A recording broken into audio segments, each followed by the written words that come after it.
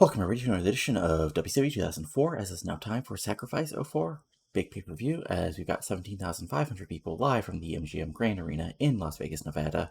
And we start out the actual show with a casino-style opening where we've got, various, the usual, shots of a casino, roulette wheel, people partying, and a voiceover from Eddie Guerrero going, "Everything in my life has been a risk. From starting this career in pro wrestling, every damn day I get in that ring, it could be my last, Holmes. But I do what I can because I believe I can be the best in the world. For some, gambling is addiction. For this business is its addiction. And I'll take every single risk to stay WCW World Heavyweight Champion. I will sacrifice anything to do it. Because Guerrero family values means staying at the top of this business." And then we, do our opening. This gets a 78, as we then have our opening match, which is in a good match. AJ Styles defeats Jamie Knoble in 13:02 by pinfall. The Styles Clash, as AJ makes defense number 2 of his WCW Cruiserweight title. So again, this started out because, Knoble was the champion, dropped to the Liger. Knoble to gain the pack title in the three-way, but Styles won the three-way. Then Styles defeated Liger to really, solidify him as a champion. Knoble still wants his, one-on-one shot, so here it is. Really good back and forth match. Noble's really good. Styles is freaking awesome. Styles has his, big spots, his big Fosbury flop type of move, big dives. Noble fights back with strikes and, technical wrestling. But eventually, Styles, Jamie Noble is a really good wrestler, but AJ Styles is quite phenomenal. As he hits the big Styles Clash right in the middle of the ring, nowhere Noble to go. 1, 2, 3, as Styles retains, as this gets an 81, like I said. Noble gets a 74, Styles gets an 82. Good stuff.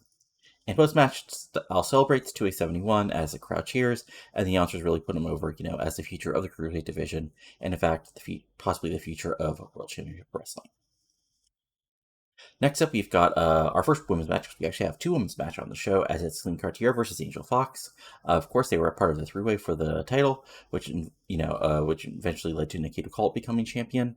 Of course, since then they've been sort of by both being babyfaces, there's been rising escalation and tension between them, including Angel Foxx coming out during the women's tag match at the last Nitro and distracting Cartier enough. Even though her tag team partner, Jordyn Cole, who's getting the world title shot later, got the win, Cartier was still very upset at Foxx, and there we go. And then the actual match. That's a subpar wrestling and little heat, which gets a 57, seeing Cartier drew with Angel Foxx in 9:43 following a double countout, so Cartier gets a 63, Foxx gets a 54. So these two women just actually kind of beat the hell out of each other. Cartier gets her big moves in, Foxx is mostly brawling and not quite cheating, but being more aggressive, going to the 5-hold, fighting outside. And eventually the match does spill to the outside, and there's nowhere for they just continue to fight and brawl. Eventually, the ref has to count to 10, issuing the double count out, as unfortunately, there's no winner, and these two women continue to fight.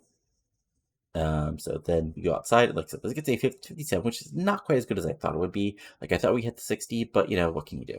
I guess it was rate penalized for odd face heel combination, which, what can you do?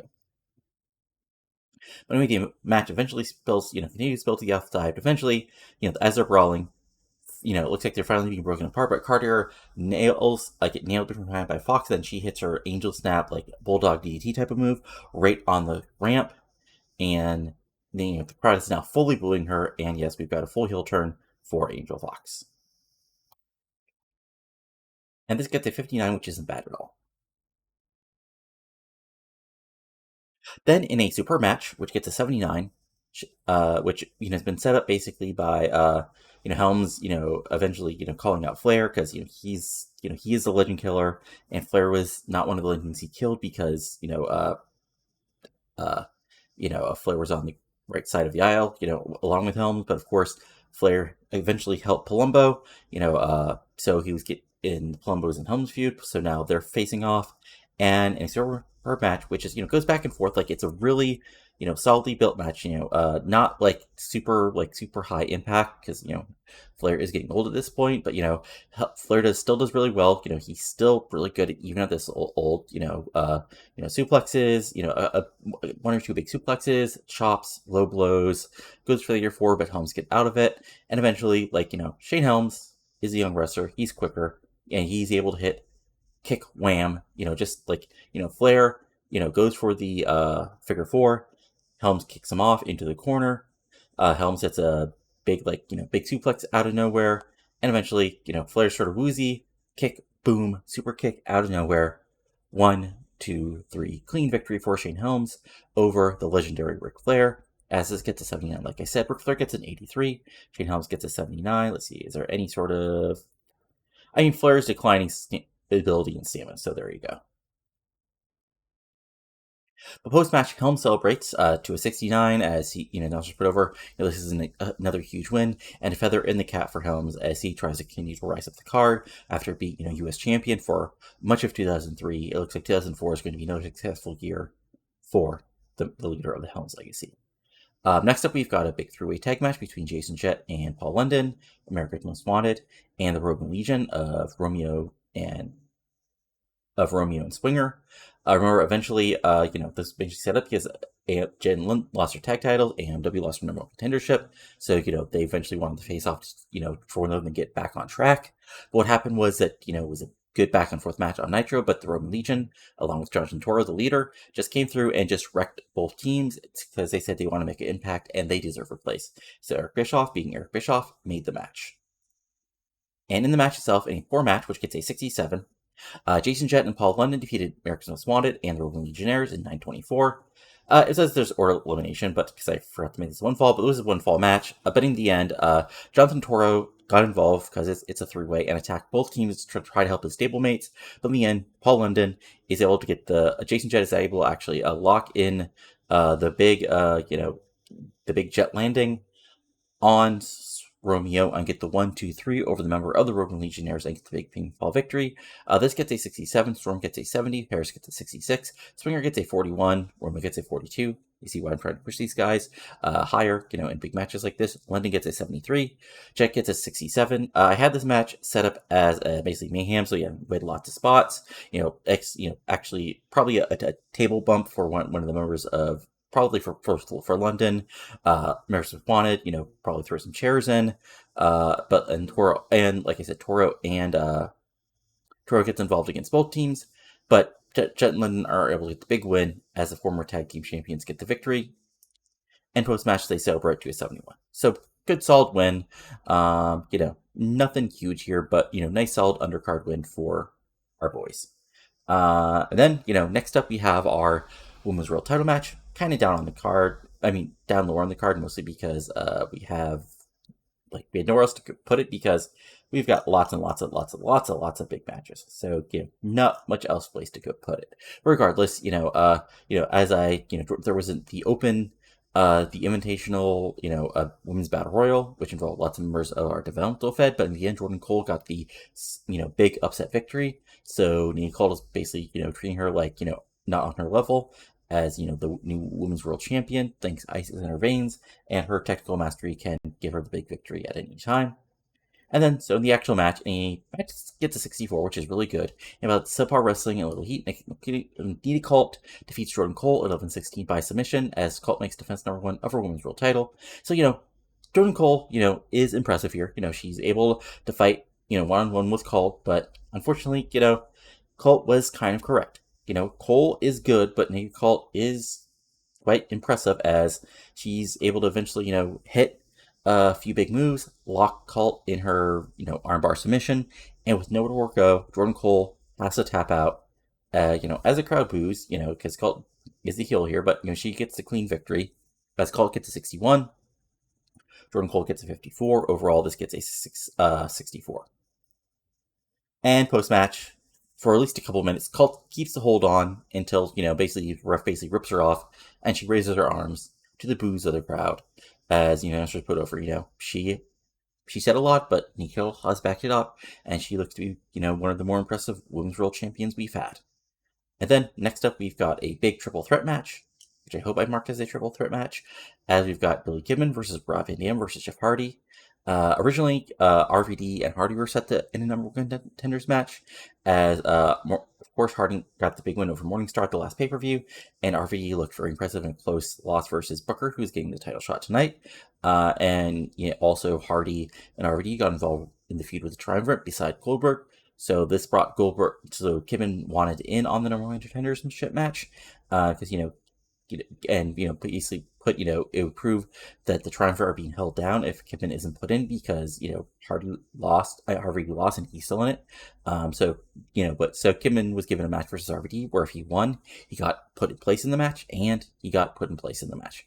So now it's a triple threat match between three of the more impressive high flyers and wrestlers in the company, and I expect this is a really solid match, which gets an 82.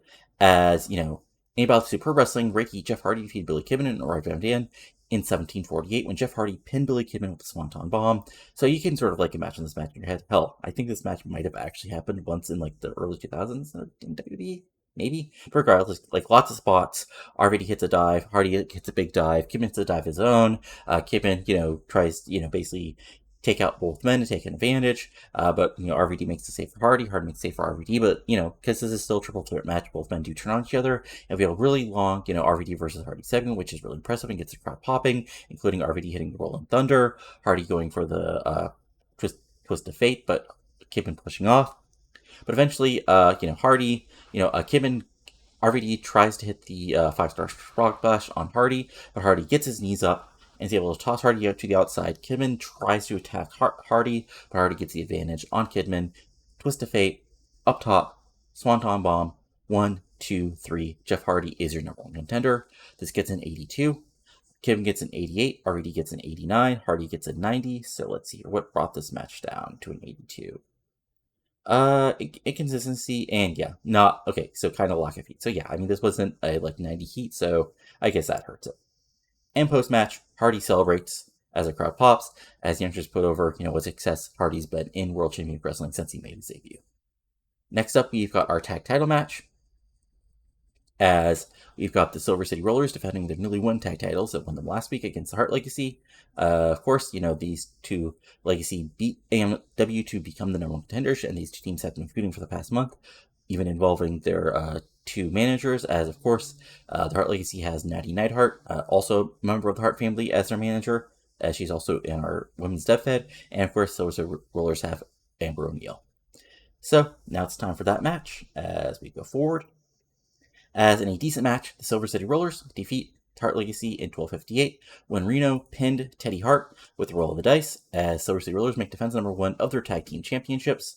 So Cash gets a 70, Reno gets a 70, Evan gets a 72, Hart gets a 63. So back and forth match, basically, it's a sort of, Cash is still a heel, but he's still a work rate master. So, back and forth match versus Hart Legacy. Reno uses his power, has an advantage.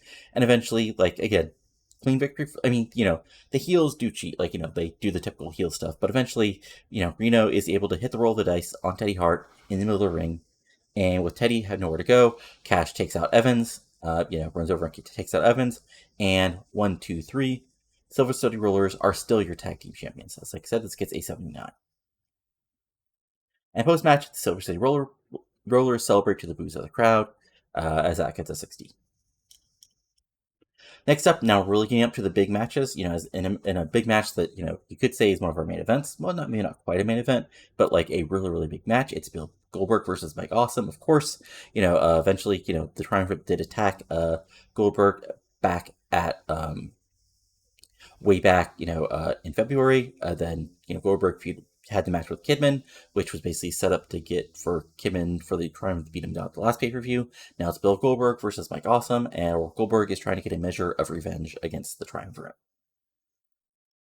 And unfortunately, oh, shit. Okay, remember how I set out all that? Well, that's for the next match.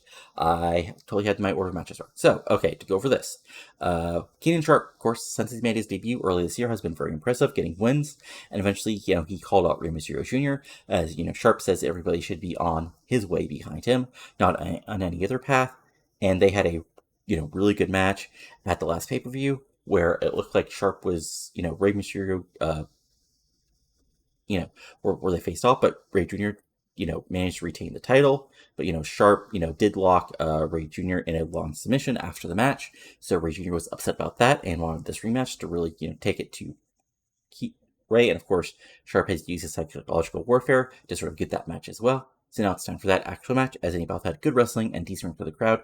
Keenan Sharp gets the huge victory over Rey Mysterio Jr. in 15-1 by submission after blatantly cheating, as Sharp wins the United States title. So, I mean, despite all his talk, at the end of the day, Sharp is a heel, so he wobbles Rey Jr. with the U.S. title in the late stages of the match, locks in sort of a crossface submission, and with nowhere to go, Rey Jr. has to tap out and drop the U.S. title to the young rising star, Keenan Sharp. This gets an 82. Rey Jr. gets an 88 because he's freaking great, and Keenan Sharp gets a 67. Post-match, Sharp celebrates with the U.S. title as a crowd boos, as the announcers put over Sharp as one of the young rising stars of World Championship Wrestling, as this gets a 67. Now it's time for that match. This is freaking awesome. As an exceptional match, Bill Goldberg defeats Mike Awesome in 9:48. When Mike Awesome was disqualified, it says when Storm ran in, but also Kidman runs in. So, I mean, this is just two big guys kicking the shit out of each other for almost 10 minutes. Like, Goldberg hits a spear, Awesome tosses Goldberg around, like he goes for the big powerbomb, but Goldberg gets out of it. Goldberg goes for the jackhammer, but Awesome, is able to power out of it. Big brawling, big stiff moves, big shoulder blocks, big lariats, big everything. But in the end, Goldberg has hit the spear, so he's going to hit the jackhammer on Awesome when out of nowhere. Storm and Kidman run in, and it's a 3-on beatdown once again. This gets an 87, Goldberg gets a 94, Awesome gets an 87, and yeah, not enough selling because, well, look at these two guys. Do you think they're going to actually sell? No, not at all. And then post-match, as I said, this is a 3-on-1 beatdown again, and they lay out Goldberg, leaving him laying, because, Goldberg's awesome, but he's not, fight three guys off all at one time after being attacked from behind in the first place. He does get his shots in, but eventually, Awesome hits the big power bomb on Goldberg, Storm hits a super kick, Awesome hits the power bomb, and Kidman goes up top and actually hits the shooting star press on Goldberg to really leave him laying, and then all three heels celebrate to the boos of the crowd. And then next up, we've got what you could actually say is one of our big three main events, as it's Kanyon versus Jeff Jarrett. Of course, they were members in the Four Horsemen together, but after that fell apart. Jarrett, turned on the Horsemen and has formed his own group, the Chosen Few, with Mark Jindrak and Rick Gordy. And of course, he says this is the true future of World Championship Wrestling, and he wants a shot at Kanyon because he always believed that he should have been the leader of the Horsemen going after the world title. But Flair chose Kanyon over him because of Flair's jealousy. Over with the Flair's issues with the Jarrett family and all the other stuff that someone kind of a little bit like Jeff Jarrett would say. But of course, Kanyon has turned babyface. He thinks he's better than everybody else, and it's time for them to face off. In an absolute banger of the match. An exceptional match, Jeff Jarrett defeats Kanyon in 2010 by pinfall with the stroke following interference from Mark Jindrak. Like I said, this gets an 87. Jarrett gets an 89. Kanyon gets a 92. So probably low storyline heat or something else. I'd have to double check it. But back and forth, like US Pro style match. Jarrett tries to lock in his version of the figure four. Kanyon fights out of it. Kanyon, brawls and fights and even hits Kanyon cutter on Jarrett, but Ray Gordy puts Jarrett's foot on the ropes. Jarrett fights back, does his own brawling because, he is, sneaky, but he's still an impressive brawler. Kanyon fights back. He goes for the big, goes for another Kanyon cutter again, but Jarrett fights out of it. Kanyon goes for the flatliner, but Jarrett, elbows out of that. Eventually, you have a ref bump. Mark Jindrak, what happens is Mark Jindrak gets involved. Kanyon is fighting him off, but that's enough time to Jarrett to wallop Kanyon with the guitar, hit the stroke, 1, 2, 3, a huge victory over a former world champion for Jeff Jarrett. As I said, this gets an 87. Let's see here. Okay, yeah, no, this was just, this is just how good these two guys are.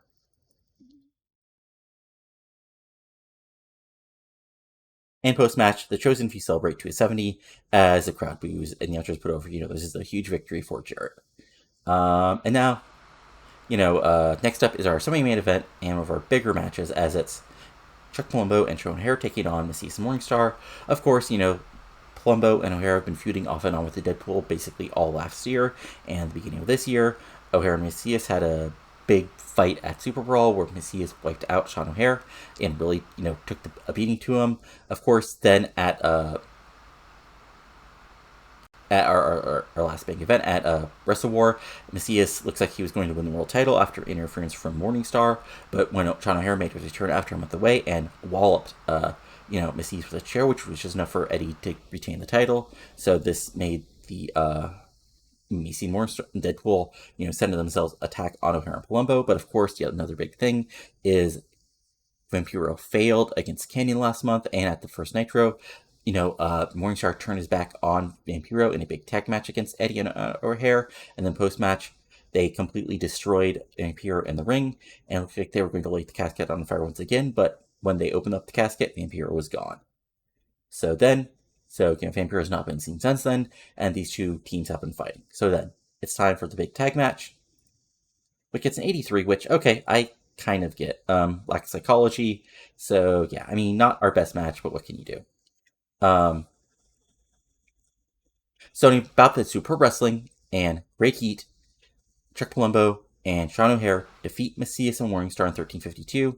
When Chuck Palumbo pinned Morningstar with a full throttle. It says full throttle into a senton bomb because I forgot to change their finisher. Their tag team finisher. But basically what happens is, back and forth match. Mesias is throwing people around. Morningstar is getting his shots in. Palumbo is fighting back with his brawling. O'Hare is powering people, with an impressive, imagine an impressive, big suplex on Mesias, then just wiping at Morningstar with a lariat. But, Mesias and Morningstar are fighting. And it's like they're going to get the advantage as, O'Hare and Mesias basically are brawling in the ringside area as Mesias is going after Palumbo. When out of nowhere, Vampiro returns, comes out into the ring, just comes from behind, drills Morningstar with a nail in the coffin right in the middle of the ring, which allows Palumbo to full throttle and get the 1, 2, 3. So, yes. Vampiro turns babyface, in a sense, as this match gets an 83. So Palumbo gets an 87, Flair gets a 92, Morningstar gets an 87, Mesias gets a 91. We were dinged for the lack of psychology, and let's see, was there anything else that we really dinged on? Yeah, I mean, relatively low heat, so what can you do? So now it's time for, of course, our big time main event, Booker versus Eddy. Well, first we have Vampiro also diving and taking out Mesias. Well, O'Hare and Palumbo. Well, basically what happens is, Mesias is going after O'Hare, but Vampiro hits a big, just takes out Mesias with a big old diving attack and begins to brawl with him. And that leaves sort of O'Hare and Palumbo celebrating, but still kind of confused that Mesias helped them, as this gets a 74. And then it's time for our big time main event. As first, the challenger Booker comes out, which gets an 87, as the answers put over, how Booker had, first in history as a 5-time world champion, and of course, his sort of, his change in the past couple months is, of course, he had his feud with the Deadpool, and of course, then he was going to team up with RVD to go off the tag titles, but Booker seemingly convinced by his wife Charmel, turned on RVD, and then after, defeating RVD, was named the number 1 contender, and is now chasing after Eddy Guerrero, who has been, of course, fighting all comers for the past couple months since he won the title back in October, and it's time for them to face off. So this gets an 87. And then it's time for Eddy's entrance, which gets a 78. And then it's time for our big match. So, back and forth match. Booker and Eddy face off in a 94. So, really good match. Not quite as good as our main event last month. What can you do? As, back and forth, really good match. Booker, fights. I mean, Booker fights dirty. He wallops Eddy with a chair to get a 2 count. He, really dives in and attacks. Fight on the outside. But Eddy fights back, and he's not one to give up, to not fight with fire. So he brawls on the outside. He sends Booker into the ringside, guardrails. He comes off the apron with a huge, sort of dive on Booker, but Booker fights back. Booker, does his own brawling. And in the end, Eddy hits the 3 Amigos, goes up top for the second time in the match, goes for the frog splash, but Booker gets his knees up, and that's just enough for Booker to hit the axe kick, and then hit the bookend right in the middle of the ring. He holds the tights, but still, 1, 2, 3.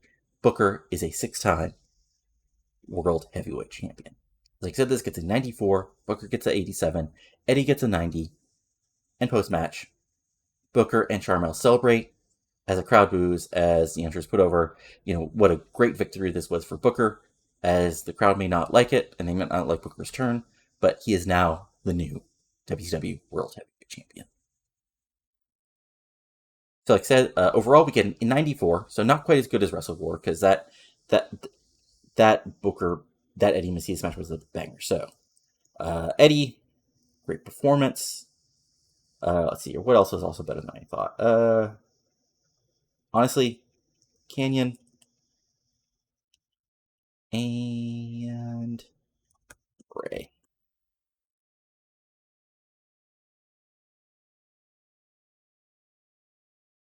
So yeah, time to do a quick little thing where we'll check on things. Oh yeah, she's in our dev vet. She's actually getting pretty solid as you can see by her stats. A lot more probably than she was in real life ever. Because, if you look up her matches, not that great in real life. But, she's been in dev vet for a while. Anyway, 17,005 people, great success. Shane Helms thinks Angel Foxx is turning into a good worker. Interesting. Uh, so, yeah, 650,000 buys. Drug test fees, good times. So I just want interesting. So yeah, that was our second best show. Not quite as good as Wrestle War, but Wrestle War was just a banger. But as good as Second Showdown in the Sun. Match wise, let's see here. That was okay. Not okay. So I mean, really good. Like not quite as let's see here. Booker. Okay, so like yeah, decent among the 94s. Like not quite as good as other matches, but what can you do? But yeah. So again, champions for the sixth time. Booker is our new world champion. And yeah. And then Reno and Cash are still our tag team champions. Our US champion is Keenan Sharp for the first time, ending Ray Jr.'s reign after 6 months. And then we got our Cruiserweight champion is AJ Styles. And of course, our Women's World Champion is still Nikita Kalt. And our World TV Champion is still Air Paris. I just want to do a couple quick overness checks of people. So, Kanyon, let's see here. Okay. Yeah. So, Kanyon did not even get hurt really by losing that match. Interesting. Well, I guess he got hurt slightly. Yeah, from 90s to like 87s, but yeah, not the end of the world or anything. Let's see here. First, let's look at Eddy. I mean, yeah. Booker though. Booker, yeah, I mean, he got a little boost, so that's good. Let's see here. Who else are we looking at? I'm totally blanking on the other person's. Right, Jarrett. Jarrett is like legitimately getting really over. Like, yeah, he's like legitimately turning into like a really over guy. So Kanyon, Jarrett, Vampiro, did he get any big popularity boost from his face turn? Not really. Sean O'Hare. Sean O'Hare's, yeah, I mean, about the same where he was. Like, not quite where he was after getting the big wins at Starcade. Nikita Kalt has actually gotten pretty over pretty quickly. So that's nice. Let's see here. Jeff Hardy is, of course, going after the world title next. Hardy's interesting because, like, yeah, he's gotten real, like, he's not quite, like, top guy level, but he's, like, just on that level below him. And then if we look at our creative, we've got Goldberg, RVD, Eddy, Kanyon, Booker. So basically, who you sort of expect. Next big things is Angel Foxx, Jordyn Cole, Jeff Hardy, Paul London, AJ Styles. Hot prospects is Angel Foxx, Teddy Hart, Jordyn Cole, Keenan Sharp, Lash LaRue. Yeah, I should push him more, but look, he's just yeah.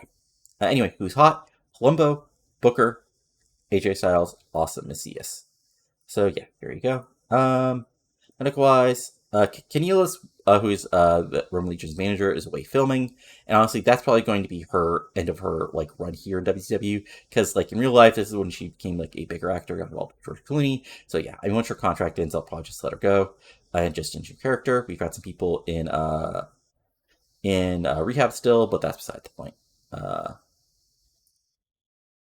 Let's see here, merch wise, just so you guys can see. Yeah, I mean Goldberg, like yeah, look at that difference. Goldberg is at 6 million, Canyon's at 900,000. So there you go.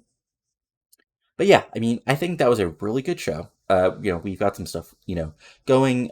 We've got Angel Foxx turning heel. We've got other people. We've got Booker as our world champion. Jeff Hardy's the number one contender, so that'll be an interesting main event, possibly for St. Marie. We've got, what is Eddy going to do after losing the world title? We've got, RVD looking to do some new things. Keenan Sharp as a U.S. champion. Is Ray Jr. going to take the title back or do other things? Tag titles, looks like Jett and Lesnar might get a rematch for their tag titles, possibly. Will the Roman Legion still get some incumbents for getting involved, or will they move on, or will they try to make their, status known otherwise? The Chosen Few, of course, have gotten a huge victory. Where will Jarrett go next? Kanyon has to, sort of reorganize himself. Shane Helms, is also, a big winner over, of course, the legendary Ric Flair, and lots of other stuff is going on. I hope you guys have enjoyed this. As again, I just, this is, again, I've been doing this series in game for nearly 3 years. I'm not going to stop now. But, again, I hope you've enjoyed this. But yeah, I'll go over what happened the past week and the rest of the game after Nitro, as I usually do. Because, I want to make this focused on pay-per-view itself. But yeah, if you enjoyed this, go ahead and give it a like. Comment below on what you're enjoying and not enjoying. And of course, subscribe to this channel for lots of other TW 2020 content, like this series, my MLW 2006 series, now heading for our first big Univision special event, main evented by Morshima, defending the title against Loki. We've got our WCW 1994 series now heading towards its version of Slamboree, where we've got Rick Rude versus Sting for the Unified Championship, and my WWE 2013 save, where of course I've used a random generator to give me some goals, like Cody Rhodes becoming world champion by the next WrestleMania, Darren Young being pushed, and Seth Rollins not being pushed. But that's it for now, so talk to you later, and adios. Have a good one.